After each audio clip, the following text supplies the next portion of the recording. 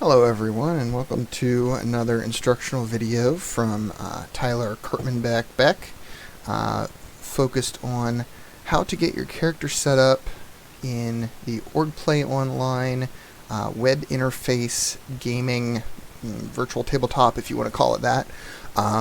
This system has been built over the past about 2 years now by the venture officers in the online space. Specifically, we originally built this in order to allow people to play the card game through play-by-post, but in the recent few weeks we've made some adjustments that make it a little bit easier to play live games, in a more traditional convention slot type of thing. And what that's allowed us to do is make this available for use at PaizoCon Online, the upcoming convention at the end of this month. So I wanted to give you a quick overview of how to start off, make yourself a character, all those useful things, and what the game will look like once you are all logged in and able to play the game. So let's start by looking at this front page. So this is the main page that you'll see if you go to acg.orgplayonline.com. This is the account login page. If you don't yet have an account, you would click on sign up, and it'll ask you some information about yourself, and then it will create you an account. For me, I clearly have an account, so I'm going to just go ahead and hit login. And once you log in, you can see there's a whole bunch of characters listed here on the right side. You'll note that most of my characters are not currently in a game. It'll list underneath the character's name what game they're currently playing in. So I just have a few of them that are in games, but most of mine are not currently playing in a game. And then on the left side here, you can see if you're running a game, if you're being a box runner, the game would show up like that. So something that I forgot to mention, I wanted to inject this in here while I have a moment, is when you're creating a new character, if you click on the new character button and choose which character you're going to make, so let's say I was going to make a new Corundo, it asks you here for the organized play character number. This is not your full Paizo organized play number, so what you don't want to do is type 44004-1030, for example. That will cause an error. Instead, we're just looking for the part after the dash in your org play number. So if I was making character number 1030, I would list that here, click submit, and now I've created myself a Corundo character. I just wanted to make sure that that was specifically called out, because it can cause an error if you try to put your entire org play number in there with a dash. So let me just go ahead and I'll click on Arushale here. This is one of my favorite characters that I've ever played. So you'll see Arushale is one of the few characters who does not currently have an image. We need to get that fixed. But if you click on Arushale and then you can click here to go to the actual game, this is the game that I was playing Arushale in. Again, you can see her image here is just a Smurf instead of being a real picture of Arushale. But this is the general interface that you see, and you'll notice I have done some screenshots of this interface on the Paizo blog before. So the important things to note, the scenario level is listed right here, so that's the adventure level that you're actually playing. This is where the during this adventure text will show up, and you'll notice that it's hard to read, obviously, because it's very small. You can actually resize this and make it as big as is needed for you to actually see what's inside of that box, which is really useful. Same thing over here. The during this scenario text is going to be over here, so you can make that bigger, make it fit the space. And then here's where we have additional rules. So usually this is where you'd have things like the villain and the henchman listed out. I wouldn't generally make that too big because you're taking a lot of screen real estate that way. You're going to have the hourglass number, so this is how many cards are still left in the hourglass, and the top hourglass, the current hour. And if you click on that current hour, it'll actually pop up a little modal that shows you the text of that hour, so Blessing of Norgorber, and it doesn't have a an hour power because this was made, we're playing in an older season here. You can look at the next card, the hourglass. If you were able to examine it, for example, you'd hit that, and you go to, see the next card is Blessing of the Gods. If you there's a next turn and flip blessing, so next turn would actually move it to the next player's turn, and flip blessing is just if you need to discard an extra card from the hourglass, that's where you would do so. If you need any kind of summoned random card, you would click on random card here, and there's all kinds of options here. You can summon a random monster. You can actually choose which adventure decks are used for summoning that monster. So if it says, if the rule is summon and encounter a monster of the current adventure number or adventure level, then you would click on 6 and only summon a level 6 monster. You can also choose a trait to have to specify that this monster will have a certain trait. So let's say I wanted, let me take off the number 6 and say I wanted to summon a dragon monster. So I would scroll down here until I find the dragon trait and click on that, and then hit monster up here, and I get the Adu Monster 6 Aquatic Dragon. And again, this is where it shows you all the text from the card, so you would then use that to take your turn. Hit close there. If you need a very specific card, so let's say it's summon and encounter an ancient skeleton, or ancient skeleton. So I would type in ancient, and I will point out here caps do matter. So if it's a capital A at the start, you do need to make sure you have a capital A. You don't need to type the entire word or the entire name out, but it will look for the beginning, and capitals matter. So I found the Ancient Mariner. That's the first one that came up, and this is because we're playing out of the Skull and Shackles box in this game. So there you go. So the Ancient Mariner was the only card in the current box that matched that description. These buttons over here are not going to be something you need to deal with as a player. If you are going to be the box runner, that could be those can be useful in different ways, but as a player, those are not necessary for you. And then down here is where all the locations are. And you'll note that all of our characters are at the fog bank right now, but if we were to move to another location, you could just drag Arushale here over to, let's say she needed to move to the fringes of the eye, and it'll actually pop up and say, moved character Arushale to the fringes of the eye. So you can do that as part of your own turn. If you need to examine or encounter the top card of the location, then you would click on the little spy glasses here, and you'll see the top card is the Electricity Arc Trap. Now, you'll notice at the top there's several buttons that are listed here. The only ones you'll probably be using as a player are Acquire or Banish. So if you're encountering a boon, and you acquire it, then you would click on Acquire. If you're encountering a Bane, you would hit Banish. The only other button here I think that would be useful as a player is if you examine the top card but don't encounter it, you could click the Known button, and it'll say that the card was flagged as known. And then what that will do is the next time someone examines that card, even if it's the second card in the deck or something like that, it would actually say, it says known right here. So that makes it clear that the top card was already known by the players.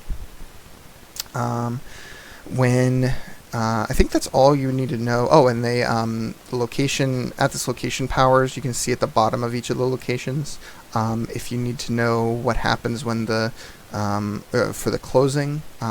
So you see this one, this location is already closed. If it was open, then it would say have a when closing button you can click. So that is what you would have to do to close the location, and then the when permanently closed text is below that. So that's really all you need to know at the moment about this interface as a player.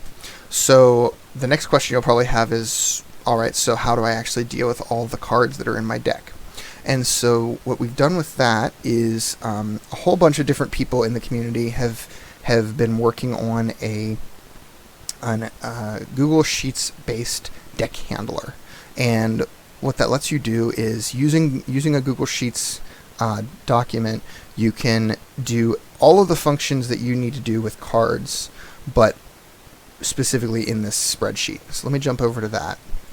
This is the example spreadsheet that the most recent version was made by Ustantz.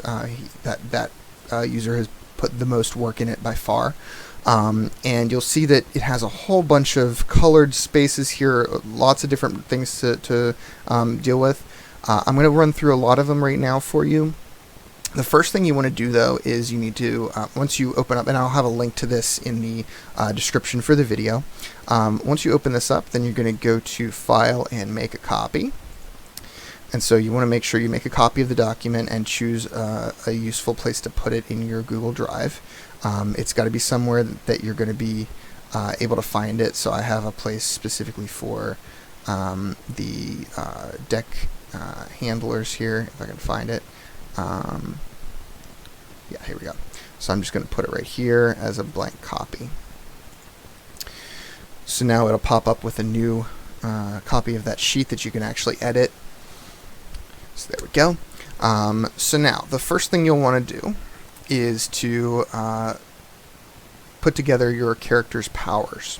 And so if you scroll down to this area, you'll notice that this is where the skills are all listed here. The powers, the blank spaces for powers are all listed here. So one of the first things you're going to want to do is to type in the character power. So I'm just going to make up a few random character powers. On your first exploration of a turn, of your turn, add 1d6 to your combat checks. So you would just list that here, and then this will be your reminder of what your character powers are as you're playing through. And then for the skills, you're going to want to list out your skills right here. So if I had, let's say, acrobatics, dexterity +2, you'd list that here.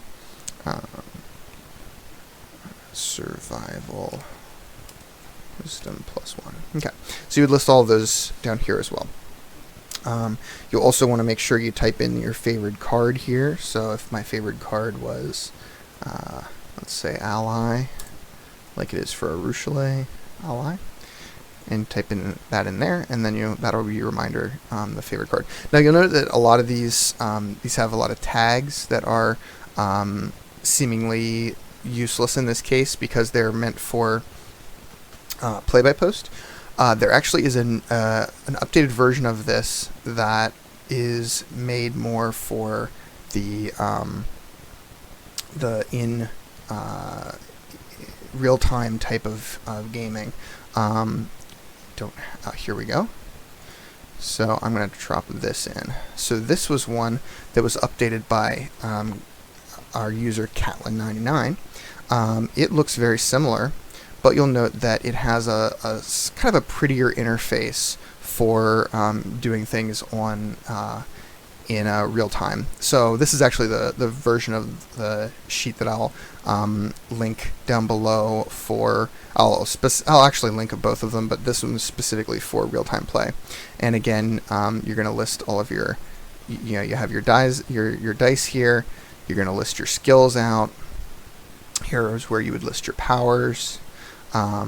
She's listed, favorite card type here, proficiencies, traits. So this is really handy for real-time play, and isn't full of all those tags that are unnecessary for real-time that are made for play-by-post. You can see down here all the scourges that are in core and curse are available to just mark those so that you can remember that you've been scourged. Let me make a copy of this for myself as well so that I can edit it. Alright. So then you can see here that, let's say I got dazed, I would mark that off and remind myself, hey, look, I've been dazed, and this is how you remove it, etc. Okay, so once you've listed out your skills and your powers, the next question is, what about your character feats? So you would go down here to the feat tracking page, and you'll note here is a whole bunch of checkboxes. These you'll actually use to track all of the bonuses that you get for your feats. So let's say we're in tier 3 and I've already gotten 2 intelligence points added from skill feats. I would check those off here. Let's say my hand size has become 7, so I check that here, and I've gotten an extra spell and an extra ally.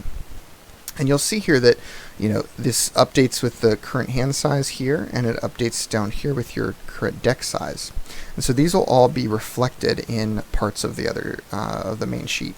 So if you go back to the hand sheet, you can scroll down here and you can see that intelligence now says D12 plus 2, and the hand size is actually reflected up here. It says size 7 now, and there's a slightly later highlighted box here showing you that at the end of your turn you should draw up to this point. So the next question, I think, would be how do you actually add your character's deck? And so if you go to the deck list sheet, you'll see here's a whole bunch of cards that were already added as an example. But what you're going to do is you're going to list the name of the card over here, and that card will be automatically linked using this URL section, which is quite useful. So let's say instead of a quarterstaff, I have Deathbane Light Crossbow. So when I did that, it automatically changed this link to the wiki page for the Deathbane Light Crossbow. So I can click on that, and it takes me directly to it to get the powers for that card. So that's very useful. You'll notice over here is a section for card traits and card powers. Those will not automatically update. So if you want to have the card traits and card powers reflected on the first sheet when you choose a card, you'll have to update them yourself. So let's take Lightning Touch, for example, which has the correct listings. If I go back to the hand, I can actually drop down and choose Lightning Touch here, and it will remind me of the powers and traits and everything here. Again, that does not automatically update in the deck list, so you do need to fill that out if you want to make use of that feature. You'll also note that if you list you want to list the level of the card just for your own benefit, and if there's a recovery cost, what that recovery number is. You'll note here that the card type is actually auto filled in, and that's actually filled in from that feat tracking sheet. So again, I added an extra spell and an extra ally, so it has 2 extra cards at the bottom here. You'll need to copy and paste these down the list. So the one blessing that I'm supposed to have, let's say that's a blessing of the gods, for example, and then the sage here is listed as an item right now, so you need to make sure to copy the sage and paste it down lower. So that's how you fill out the sheet. Make sure that the cards that are listed on the left here match the card type that you have listed on the right. Again, this one is going to be shifted down 1, so I'm going to do that. And I have an armor apparently that I need to change, so that's how you would list out your cards, and you need to make sure that the names of these are correct and that they are unique. You can't have any duplicates in this column. If you do have duplicates of a card, let's say you have 2 Blessings of the Gods in your deck, you would need to do Blessing of the Gods and then put some sort of number after it. And you'll see that is not correctly linked to the wiki. So this next row here is called the override URL. You'd actually want to you'll want to copy and paste the URL from this copy of Blessing of the Gods and paste it here in the override.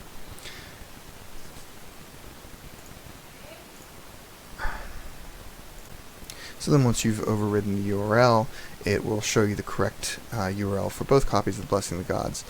These URLs are not extremely useful in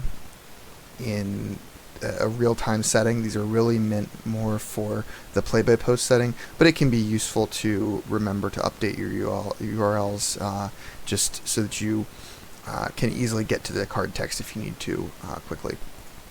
So let me show you some of the actual functions of this spreadsheet now.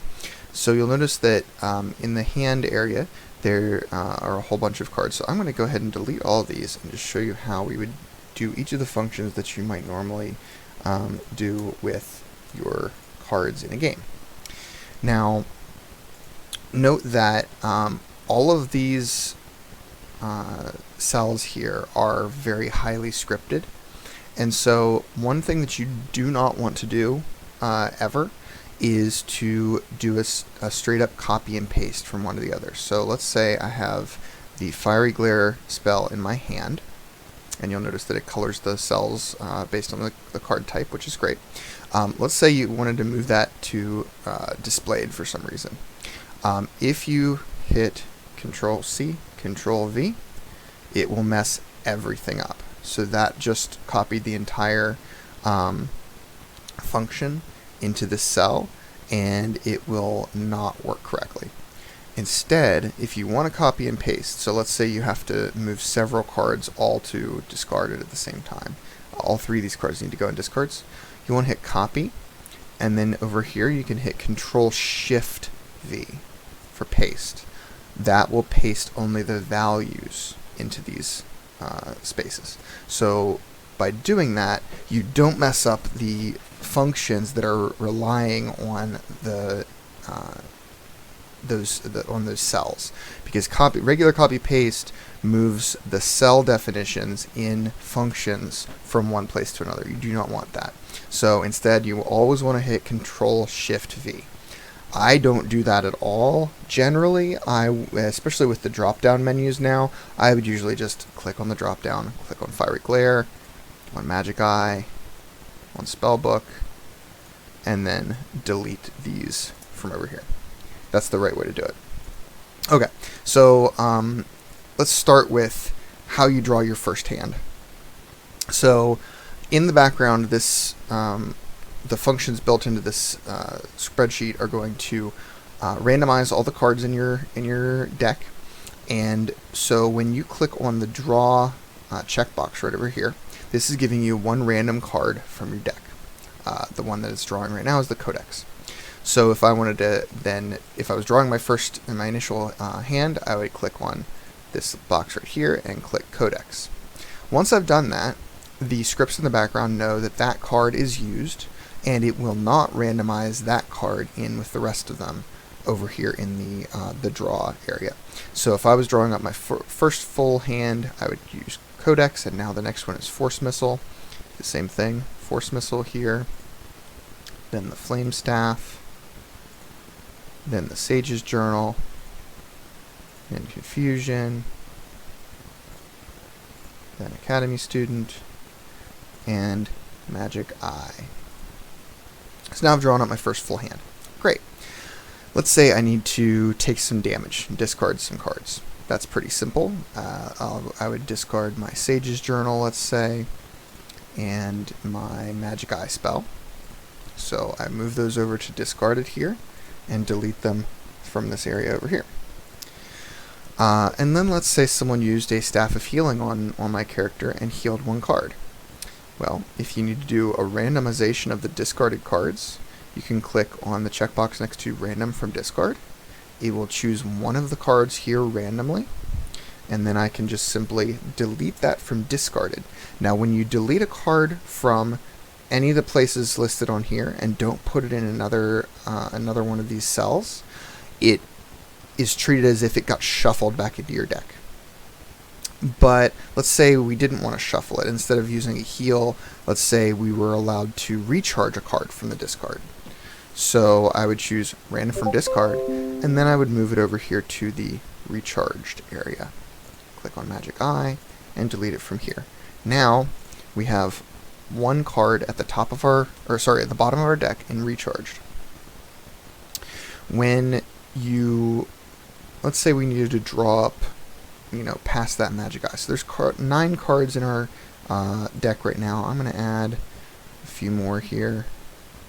Say we drew up both these blessings, and acid burst goes in discards. I'm going to put all the cards into discards.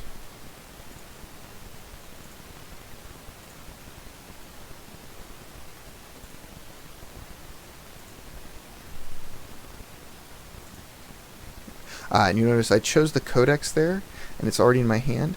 You'll see a little warning at the bottom here that says you have multiple cards with the same name in this sheet. So that'll remind you if you've accidentally duplicated a card. It says there's one card left. I think it might be... I don't know which card it is.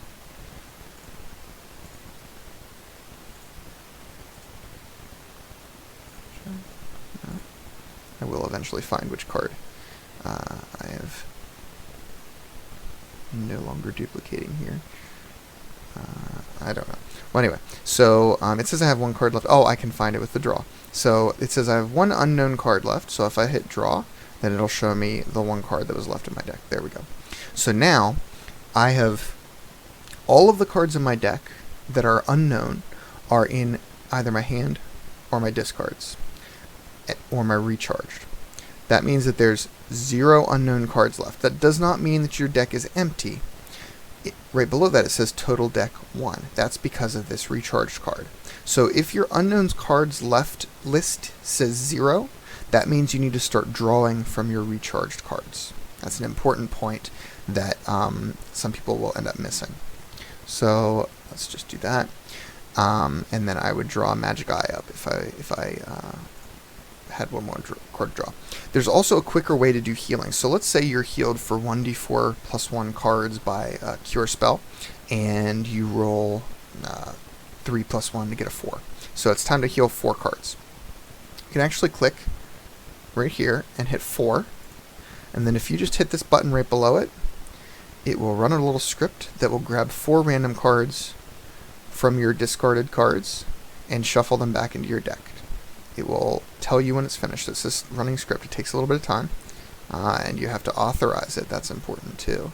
So if you haven't authorized this already, you'll need to do that. Make sure you go to Advanced and click Go to Character Sheet, and then Allow. That's important. It will, for the scripts to run on here, it will need you to do that.